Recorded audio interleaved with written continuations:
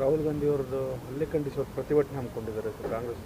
ನೋಡಿ, ರಾಹುಲ್ ಗಾಂಧಿ ಅವರು ಹಿಂದೆ 3600 ಕಿಲೋಮೀಟ್ರು ಪಾದಯಾತ್ರೆ ಮಾಡಿದರು.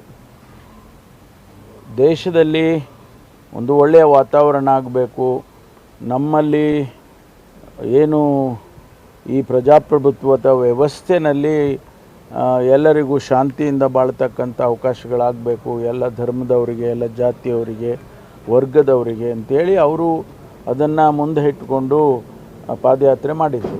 ಅದು ಮುಂದುವರಿದ ಭಾಗ ಈಗ ಸುಮಾರು 6712 ಕಿಲೋಮೀಟರನ್ನು ಕೆಲವು ಕಡೆ ಪಾದಯಾತ್ರೆ ಮಾಡ್ತಾರೆ, ಕೆಲವು ಕಡೆ ಬಸ್ನಲ್ಲಿ ಹೋಗ್ತಾರೆ. ಅದನ್ನು ಮಾಡೋದಕ್ಕೆ ಅದು ಶಾಂತಿಯಿಂದ, ಏನು ಅಲ್ಲೇನು ಯಾವುದೇ ರೀತಿ ಗಲಾಟೆಗಳು ಮಾಡಿಕೊಂಡು ಕೂಗಾಡಿಕೊಂಡು ಕಿರ್ಚಾಡ್ಕೊಂಡು ಮಾಡೋ ಅಂಥದ್ದೇನಿಲ್ಲ. ಒಂದು ಶಾಂತಿಯ ಸಂದೇಶವನ್ನು ಅವರು ಹೊತ್ಕೊಂಡು ಹೋಗ್ತಾ ಇದ್ದಾರೆ. ಅದಕ್ಕೆ ಅಸ್ಸಾಂನಲ್ಲಿ ಅವರು ಮುಖ್ಯಮಂತ್ರಿಗಳು ತಡೆದು ಎಲ್ಲೂ ಕೂಡ ಅಂಥ ಘಟನೆ ಕಳೆದ ಬಾರಿನೂ ಎಲ್ಲೂ ಆಗಲಿಲ್ಲ, ಯಾವ ರಾಜ್ಯದಲ್ಲೂ ಆಗಲಿಲ್ಲ.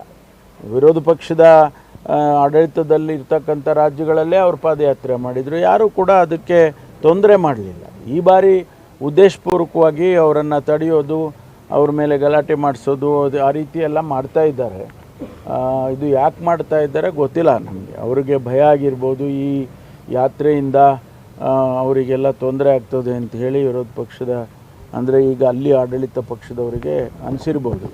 ವಿಶ್ವಾಸ್ ಮುಖ್ಯಮಂತ್ರಿಗಳೇನಿದ್ದಾರೆ ಅವರು ನಮ್ಮಲ್ಲೇ ಇದ್ದಂಥವರು, ಕಾಂಗ್ರೆಸ್ ಪಕ್ಷದಲ್ಲೇ ಇದ್ದು ಅಲ್ಲಿ ಹೋಗಿ ಮುಖ್ಯಮಂತ್ರಿಗಳಾಗಿದ್ದಾರೆ. ಅವರಿಗೇನು ನೋವಿದೆಯೋ ಗೊತ್ತಿಲ್ಲ ನನಗೆ. ಆದರೆ ಅದಕ್ಕೋಸ್ಕರ ನಮಗೆ ಈ ರೀತಿ ಯಾತ್ರೆಗಳನ್ನು ಮಾಡೋದಕ್ಕಾಗಲಿ, ಜನಸಮುದಾಯಕ್ಕೆ ಒಂದು ಶಾಂತಿಯ ಸಂದೇಶ ಕೊಡೋದಕ್ಕೆ ಅವರು ಬಿಡೋದಿಲ್ಲ ಅಂದಾಗ ಸ್ವಾಭಾವಿಕವಾಗಿ ಇಡೀ ದೇಶದಲ್ಲಿ ರಾಹುಲ್ ಗಾಂಧಿ ಅವರಿಗೆ ಆ ರೀತಿ ಆಗೋದಾದರೆ ಬೇರೆ ಮುಖಂಡರುಗಳಿಗೆ ಇನ್ನೂ ಏನಾಗ್ಬೋದು ಅಂತೇಳಿ ಅದಕ್ಕೆ ನಮ್ಮ ಪಕ್ಷದವರು ಇಡೀ ದೇಶದಲ್ಲಿ ಇವತ್ತು ಎಲ್ಲ ಕಡೆ ಪ್ರತಿಭಟನೆ ಮಾಡ್ತಿದ್ದಾರೆ.